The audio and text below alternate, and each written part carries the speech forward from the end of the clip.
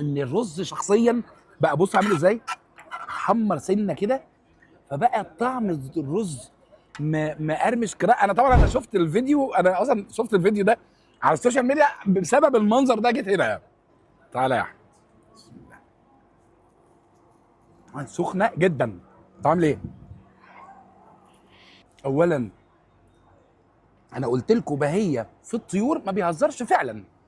طعم لحمه الحمام، طعم الصدر، لحم الصدر مختلف تماما عن ممكن تكون اي حمام بتاكل في اي حته. بص بقى اللي بيحصل ده، انتوا اصلا الرز لما اتحمر سنه بقى فيه سنه قرمشه، مع طبعا تيست ابن لذينه. فلما نيجي نعمل كده، يا سلام، نيجي نعمل ايه بقى؟ ها، حلو كده، بس خلاص. متخيلين كميه التيست اللي في المعلقه دي عامله ازاي؟